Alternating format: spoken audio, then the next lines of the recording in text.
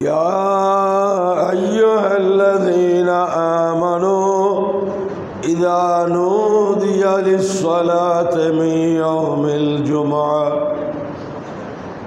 يوم الجمعة فاسعوا إلى ذكر الله وذروا البيع ذلكم خير لكم إن كنتم تعلمون صدق الله مولانا العظيم وبلغنا رسوله النبي الحبيب الأمين الكريم ونحن على ذلك من الشاهدين والشاكرين والحمد لله رب العالمين مولاي صل وسلم وبارك عليه मोहतरम हाज़रीन इकराम रहमानी व रहमकुमुल्लाह ताला पवित्र जुमार दिने सूरा जुमा शरीफ থেকে আয়াতে পাক তেলাওয়াত করলাম। ইয়মুল জুমা এটি এত একটি গুরুত্বপূর্ণ দিন যে দিনটিকে কেন্দ্র করে আল্লাহ রাব্বুল ইজ্জত একটি সূরাই নাযিল করেছেন যেটা সূরাতুল জুমা। তো আল্লাহ রাব্বুল ইজ্জত এই সূরা মুবারকার মধ্যে জুমার গুরুত্ব তাৎপর্য আল্লাহ রাব্বুল আলামিন পেশ করেছেন এবং সেটির আলোকে हुजूर नबी करीम रऊफ रहीम सैयद आलम सल्लल्लाहु अलैहि वसल्लम हदीसे पाके এই দিনটির গুরুত্ব তাৎপর্য আল্লাহর হাবিব বিভিন্নভাবে উপস্থাপন করেছেন। আল্লাহ রাব্বুল ইজ্জত ইরশাদ ফরমাচ্ছেন, ইয়া আইয়ুহাল্লাযীনা আমানু ইযা নুদিয়া লিস-সালাতি মিন ইয়াউমিল জুমআ, হে ঈমানদারগণ, যখন জুমার দিন নামাজের জন্য আহ্বান করা হবে, আজান দেয়া হবে, ফাসাউ ইলা যিকরিল্লাহ, তোমরা আল্লাহর জিকিরের দিকে তাড়াতাড়ি যাও। ওয়াদারুল বাইআ, বেচা বিক্রি দুনিয়ার কাজ কারবার এগুলা বন্ধ করো। যালিকুম খায়রুল লাকুম, এটাই তোমাদের জন্য সবচেয়ে উত্তম। ইন কুনতুম তা'লামুন, যদি তোমরা এটাকে উত্তম জানো।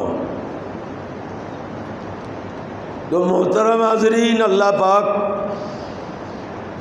প্রথমে যে কথা বলেছেন সেটা হচ্ছে মসজিদের দিকে তাড়াতাড়ি আসো। ফাসাউ ইলা যিকরিল্লাহ, আল্লাহর জিকিরের দিকে, আল্লাহর স্মরণের দিকে তাড়াতাড়ি আসো এবং দুনিয়ার অন্যান্য কাজ কারবার বন্ধ রাখো। মোহতারাম হাজরিন, জুমার খুতবাও ঈদের খুতবার মতো নামাজের পরে ছিল। নামাজের পরে খুতবা হতো। তো একবার হয়েছে কি যে নামাজ শেষ হয়েছে, ওদিকে সিরিয়া থেকে একদল ব্যবসায়ী যারা মক্কা শরীফ থেকে সিরিয়া গিয়েছিল, এরা বিভিন্ন খাদ্য উপাদান ইত্যাদি নিয়ে ফিরে এসেছে। আর ওইটা যখন ফিরে আসছে খবর হয়েছে, তো রসুল পাক সাল্লাল্লাহু আলাইহি সাল্লাম তখন নামাজের পরে খুতবা দিচ্ছিলেন। সবাই বের হয়ে গেল, মাত্র 12 জন সাহাবা উপস্থিত ছিলেন। আল্লাহ সেটাই বলছেন এই সূরার মধ্যে, ফাইযা কুদিয়াতিস সালাত ফান্তাশিরু ফিল আরদ ওয়াবতাগু মিন ফাদলিল্লাহ ওয়াযকুরুল্লাহা কাসীরান লাআল্লাকুম তুফলিহুন ওয়া ইযা রাআউ তিজারাতান আও লাহওয়ান ইনফাদ্দু ইলাইহা ওয়া তারাকুকা কায়িমা। ইয়া রাসূলুল্লাহ, ওয়া ইযা রাআউ তিজারাতান, এরা যখন কোনো ব্যবসা বাণিজ্যের অবস্থা প্রত্যক্ষ করে দেখে অথবা খেলাধুলা জাতীয় এই ধরনের কিছু হয় তো তারা সেদিকে চলে যায়। ওয়া তারাকুকা কায়িমা, আপনাকে খুতবায় দণ্ডায়মান অবস্থায় রেখে। তাহলে ওই যুগে যদি এইরকম হয়, এই যুগে কি হতো আল্লাহ জানে, যদি খুতবা নামাজের পরে থাকতো। এরপর খুতবাকে নামাজের আগে আনা হলো। এটার কারণ হলো এই খুতবার মধ্যে বান্দার জন্য প্রয়োজনীয় দিক নির্দেশনা এবং প্রয়োজনীয় বিষয়াবলীর আলোচনা করা হয়। তো আল্লাহ রাব্বুল ইজ্জত এই দিনটিকে, এই ইয়মুল জুমাকে আল্লাহ গুরুত্ব দিয়েছেন, একটা সূরাই নাজিল করেছেন এবং হুজুর নবী করিম সাল্লাল্লাহু আলাইহি ওয়াসাল্লাম উম্মতকে এই দিনের প্রতি উৎসাহিত করেছেন। বলেছেন সাইয়্যিদুল আইয়ামে ইয়মুল জুমা, দিনগুলোর মধ্যে শ্রেষ্ঠ দিন হচ্ছে জুমার দিন। এবং এই জুমা এই উম্মতেরই বৈশিষ্ট্য, বিশেষত্ব, এগুলা আগের কোনো নবীর উম্মতের মধ্যে ছিল না। এবং জুমা মসজিদ মদিনায় পাকেই জুমার ফরজিয়ত এসেছে, যে মসজিদে জুমা এখনও আলাদা আছে, যেখানে প্রথম জুমা আদায় করা হয়েছে। এবং আল্লাহর হাবিব সাল্লাল্লাহু আলাইহি ওয়াসাল্লাম বলেছেন, আল জুমাতু ইলাল জুমাতে কাফফারাতুল লিমা বাইনাহুমা, এক জুমা থেকে আরেক জুমা পর্যন্ত এই মাঝখানের যে সময়ে আমাদের গুনাহে সগীরা হবে, তো কাফফারাতুল লিমা বাইনাহুমা, এই জুমার মাধ্যমে এগুলা মাফ হয়ে যাবে আলহামদুলিল্লাহ। এই জন্যই অনেকেই ঠিক করেছেন যে সপ্তাহে দুইবার, মাঝখানের গুলা তো সব পরিষ্কার হয়ে যাচ্ছে। কিন্তু এটা বলা হয়েছে ঠিক, কিন্তু সেটা পাওয়ার মতো যোগ্যতা আমরা অর্জন করেছি কিনা। নামাজ শুরু হওয়ার পরেও মুসল্লি সাহেবান আসতেই থাকেন। আমরা কতটুকু আমল করেছি এতে বোঝা যায়। আর নামাজ শেষ করে চলে যাওয়ার জন্য যে তাড়াহুড়া, হ্যাঁ বাকি নামাজ কেউ যদি ঘরে গিয়ে পড়ে এগুলা খুব ভালো, কিন্তু যদি এই মসজিদ থেকে বের হয়ে গল্প গুজব করতে করতেই যদি সময় শেষ হয়তো লাভটা কি হলো বের হয়ে যাওয়ার। এবং অত্যন্ত কৌশলে এই নামাজগুলোর প্রতি মানুষকে অনুৎসাহিত করা হচ্ছে, যেগুলা নাই, কেউ বলতেছে এগুলা না পড়লে তো আর গুনাহ নেই। কিন্তু রসুল পাক সাল্লাল্লাহু আলাইহি ওয়াসাল্লাম জুমার পরেও যে 4 রাকাত 6 রাকাত নামাজ পড়েছেন সেগুলা হাদিসে পাকে আছে, সিহাহ সিত্তার মধ্যেই আছে। এবং সবচেয়ে বড় কথা হলো এই সুন্নাত নফল এই নামাজগুলো আমাদের ফরজের যে কমি খামি যে ঘাটতি থাকবে সেটা মেকআপ করবে, সেটা ফুলফিল করবে এই ইবাদতগুলো দিয়ে। সুবহানাল্লাহ। নাসাই শরীফের রওয়ায়েতে আছে এবং হাদিসের প্রায় কিতাবে আছে, প্রথমে আউয়ালু মা ইউকদা ইয়াউমাল কিয়ামা আস-সালাত। কিয়ামতের দিন যেটার হিসাব নিকাশ প্রথমে শুরু হবে সেটা হচ্ছে নামাজ। এখন বেনামাজি যদি মনে করে আমার হিসেব বেশিক্ষণ লাগবে না, নামাজেই নাই আর হিসেব কিসের?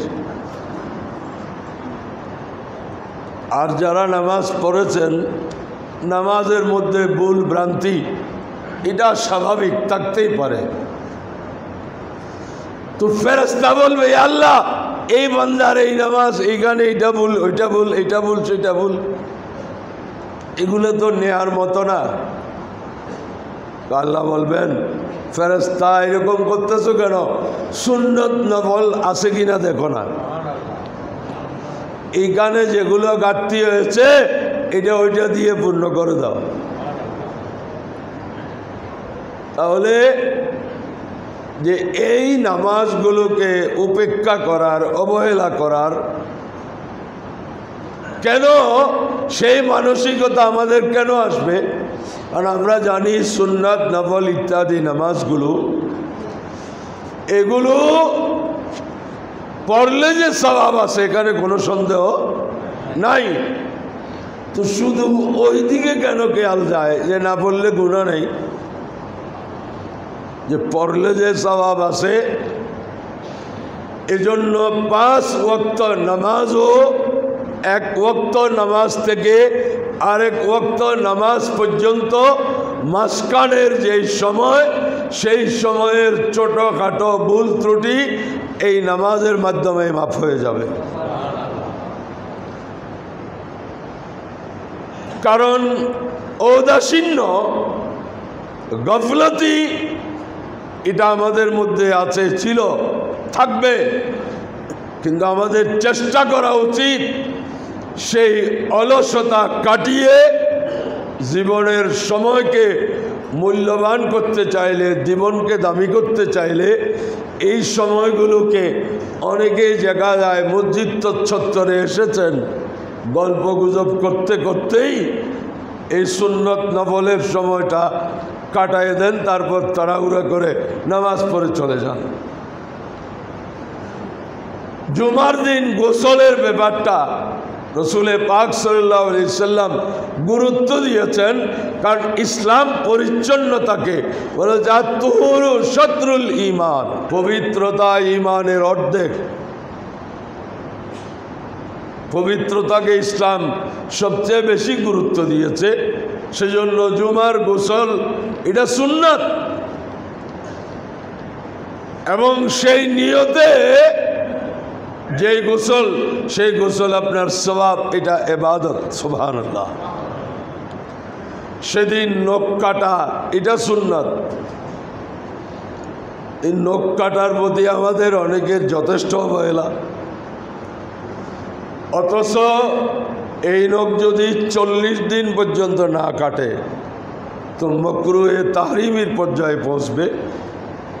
কারণ আজকের চিকিৎসা বিজ্ঞানও বলছে যে নখ কাটার গুরুত্ব, কারণ আমাদের খাবার যেই বড় মাধ্যম হচ্ছে হাত, সেই হাতেই যদি ময়লা থাকে তো আমার পেটে তো অবশ্যই সমস্যা হবে। এবং আমরা যারা বাঙালি, আমরা খাওয়ার আগে দোয়াটাকে খুব একটা গুরুত্ব দিই না। খাওয়ার পরে মাশাআল্লাহ হ্যান্ড ওয়াশ কোথায়, সাবান কোথায়, এগুলো নিয়ে আমরা ব্যস্ত থাকি, অথচ সবচেয়ে বেশি দরকার খাওয়ার আগে দোয়াটা।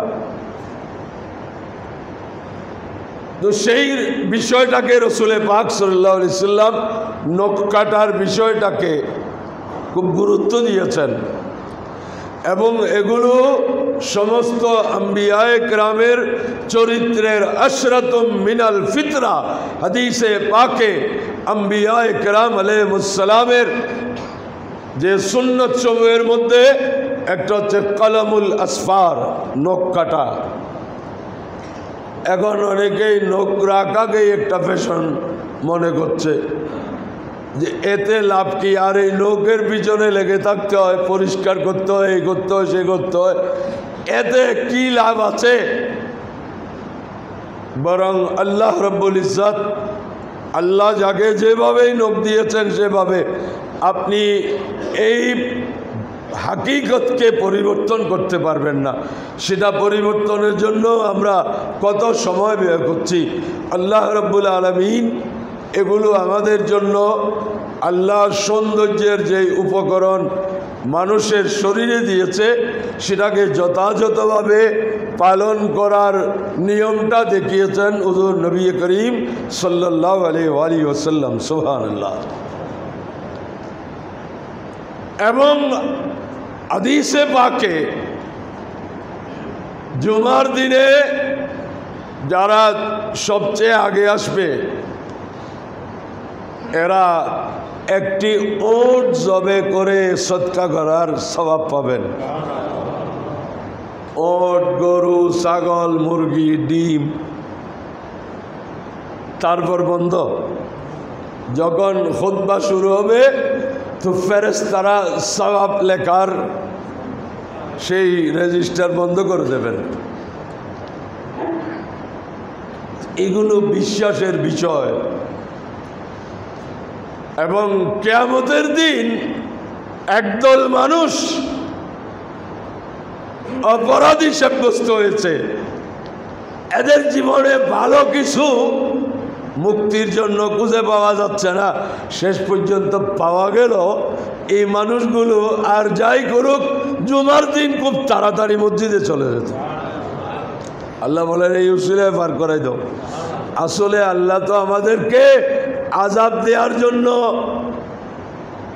কেউ মানুষকে আরাম দেওয়ার জন্য জেলখানা বানায় না, এটা প্রয়োজন আছে সেই জন্য বানায়। জাহান্নাম আল্লাহ সৃষ্টি করেছেন অপরাধীদের জন্য, কিন্তু আমাদের বাঁচার যত পথ আছে এগুলাকে খুব সহজ করে দিয়েছেন। এরপরেও যদি আমরা বাঁচতে না পারি এটা আমাদের বদনসিবি। ইবনু মাজাহ শরীফের রেওয়ায়ত, আবু দাউদ শরীফের রেওয়ায়ত, সৈয়দনা আবু দারদা রাদিয়াল্লাহু তাআলা আনহু হাদিস নকল করেছেন। সরকারে দো আলম বলেছেন আকসিরুস সালাত আলাইয়া ইয়াউমাল জুমআ, উম্মত জুমার দিন আমি রসুলের উপর বেশি পরিমাণে দুরূদ শরীফ পড়ো। কেন? দুরূদ শরীফ যার উপর পড়া হয় উনি বলছেন বেশি করে পড়ো। এতে কি রসুলে পাকের কোনো প্রয়োজনীয়তা? মোটেই না। দুনিয়ার সব মুসলমান যদি সরকারে দো আলম সাল্লাল্লাহু আলাইহি ওয়াসাল্লামের উপর একবারও দুরূদ শরীফ না পড়ে রসুলে পাকের কি হবে? ওনার মর্যাদা তো আমাদের দুরূদ শরীফের কারণে নয়, ওনার মর্যাদা তো আল্লাহ আগেই দিয়ে ফেলেছেন।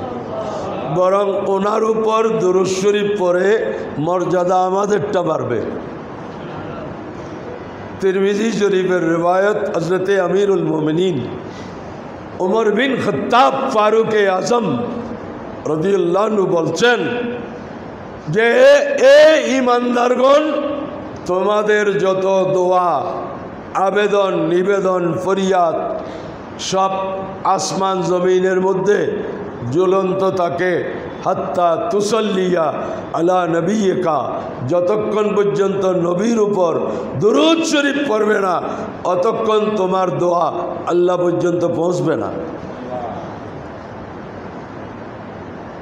তো কেউ বলতে পারে এটা হযরতে ওমর কেমনে জানেন? ওনার কাছে তো আর ওহী আসে নাই। এই জাতীয় হাদিস যেই বিষয়টা ওহী ব্যতি রেখে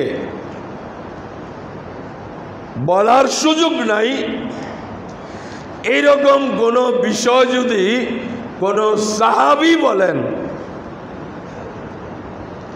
যে এই কাজ করলে এই সওয়াব হবে, এই কাজ করলে এই অপরাধ হবে, এগুলো ওহী ছাড়া বলার সুযোগ নেই। তো যখন সাহাবী বলবেন তখন দুনিয়ার মুহাদ্দিসরা এই কথার উপর একমত হয়েছেন যে সাহাবী মন থেকে বলেন নাই, নিশ্চয় রসুলে পাক থেকে শুনেছেন। এটাকে হাদিসে মরফুয়ে হুকমি বলে, যারা হাদিস শাস্ত্র সম্পর্কে অবগত। এখন কেউ যদি বলে আরে ওনারাও তো আমাদের মতো মানুষ সাহাবারা, কিন্তু সাহাবায়ে কেরামের ব্যাপারে পুরা দুনিয়ার হাদিস বিশারদগণ এইরকম মন্তব্য কেউ করে নাই, বরঞ্চ ওনারা বলছেন যে কোনো সাহাবী যদি ওহির মাধ্যমে বলতে হয় এমন কোনো বিষয় বলেন, তো এই হাদিসটা আমাদেরকে এই বিশ্বাস রাখতে হবে উনি যদিও রসুলে পাক বলেছেন, রসুলে পাক থেকে শুনেছেন, সেটা উল্লেখ যদিও করেন নাই, তারপরও ধরে নিতে হবে ইনি রসুলে পাক থেকে শুনেছেন। ওইটা বলা যাবে না যে এইটা ওনার মনের মতো বলছেন, এটা বলা যাবে না। ওলে আস্থার যে একটা বিরাট বিষয় সাহাবায়ে কেরামের উপর, এটা তো এলমে হাদিসের বিষয়। পুরা দুনিয়ার মুহাদ্দিসগণ এই হাদিসকে হাদিসে মরফুয়ে হুকমি, অর্থাৎ এটা সরাসরি রসুলে পাকের বর্ণনা হিসেবে বিদ্যমান না হলেও এটা সেভাবেই ধরে নিবে। এটা হচ্ছে আস্থা এবং বিশ্বাসের কারণ বলে এত আস্থা ওনাদের উপর। ব্যাপারটা কি, ওনাদের কি উল্টা সিধা নাই? এটা নিয়ে আমি আপনি মাথা খারাপ করে লাভ কি? আল্লাহ বলছেন রাদিয়াল্লাহু আনহুম, আমি আল্লাহদের উপর সন্তুষ্ট। আল্লাহ যেখানে সন্তুষ্ট এখানে আমরাও সন্তুষ্ট হয়ে লাভটা কি? আর আল্লাহ যদি সন্তুষ্ট হয়ে গেছেন আর পুরো দুনিয়াও সন্তুষ্ট হল, ওদের ক্ষতি কি? আজমতে সাহাবায়ে কেরামের মর্যাদা, এটা দ্বীনের বুনিয়াদ, দ্বীনের ভিত্তি। যারা হাদিস স্বীকার করে না, বলে শুধু কোরআন মানি, আলে কোরআন। কেউ যদি বলে ওনারা তো সবচেয়ে ভালো টাইম আনছেন, হাদিস কেন মানে নাই? বলে হাদিস এটা 150-200 বছর পর থেকে সংগ্রহ। এখন কথা হলো হাদিস যাদের মাধ্যমে এসেছে, কোরআনও তো এদের মাধ্যমে এসেছেন। কোরআনে পাক তো সরকারে কোন মক্কা সাল্লাল্লাহু আলাইহি ওয়াসাল্লাম এভাবে এক জায়গায় করে পাণ্ডুলিপি তৈরি করে দিয়ে যান নাই, কিন্তু সাহাবায়ে কেরাম করেছেন। হাদিস যাদের মাধ্যমে, কোরআনও তো তাদের মাধ্যমে। আপনি একটা গ্রহণ করলেন আর একটা গ্রহণ করলেন না। মুসলমানের মধ্যে আহলে কোরআন নামে একটা দলও আছে। এগুলো রসুলে পাক অনেক আগেই বলেছেন।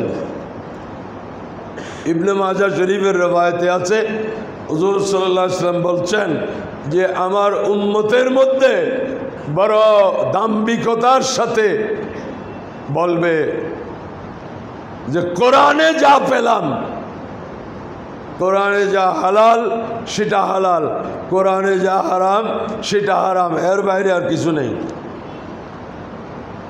এরকম কথা বলবে। রসুলে পাক বলছেন, তো আল্লাহ রসুল বলছে আল্লাহ আমার সাহাবারা শুনো, ও ইন্না মিসলামা হাররামা রাসূলুল্লাহ, ইন্নামা হাররামা রাসূলুল্লাহ সাল্লাল্লাহু আলাইহি সাল্লাম মিসলামা হাররামাল্লাহ। আল্লাহ যেটাকে হারাম করেছেন সেটা যেভাবে হারাম, আমি রসুল যেটাকে হারাম করেছি সেটাও একইভাবে হারাম। আমি তো আর ভিন্ন না, আমি তো আল্লাহরই রসুল।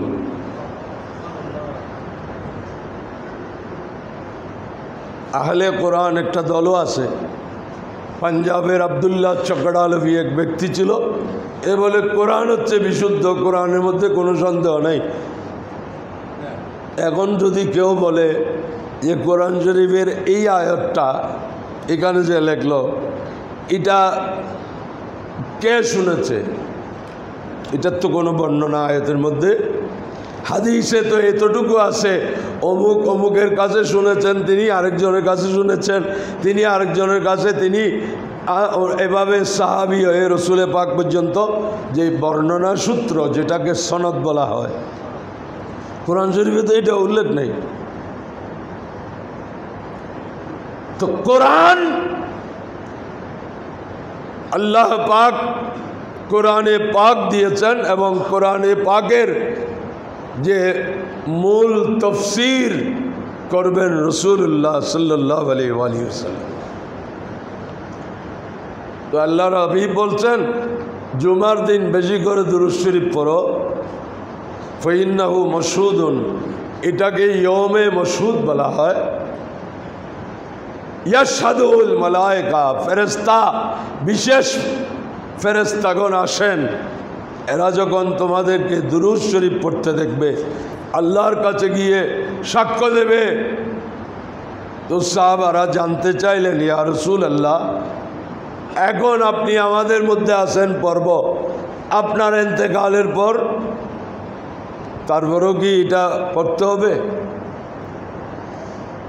তো রসুলে পাক জবাব দিতে পারেন পড়তে হবে বা হবে না, এরকম প্রশ্ন তো সেটা যে ইয়া রাসূলুল্লাহ, আপনার ইন্তেকালের পর আপনার অবর্তমানে তখনও কি জুমার দিন বেশি করে দুরূদ শরীফ পড়তে হবে?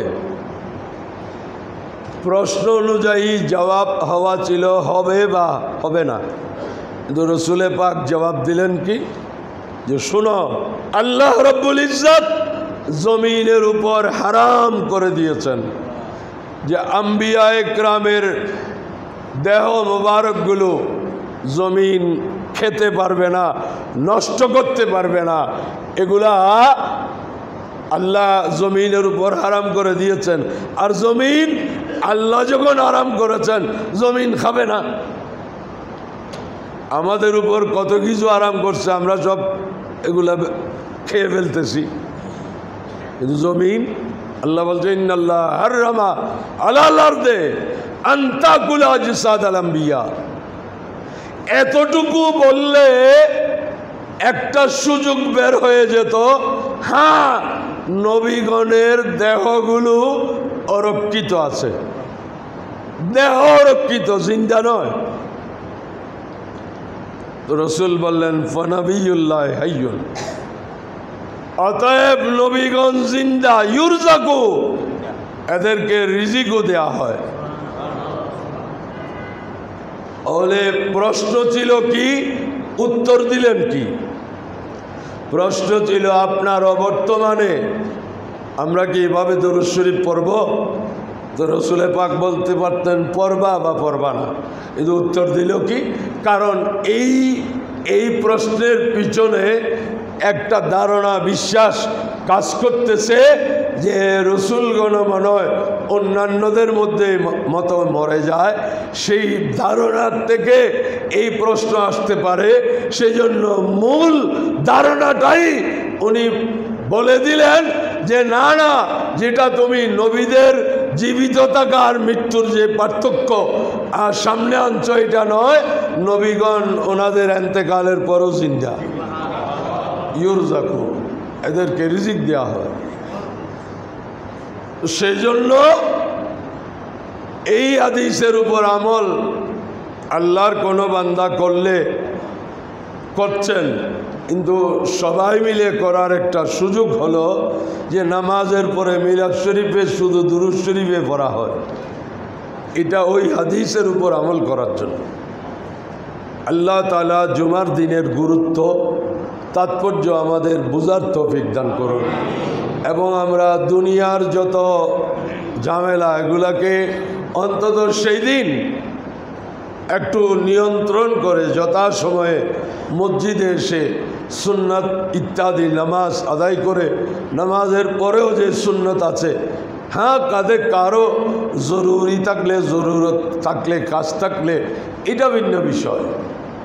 আল্লাহ আমাদেরকে সেইভাবে তৌফিক দান করুন।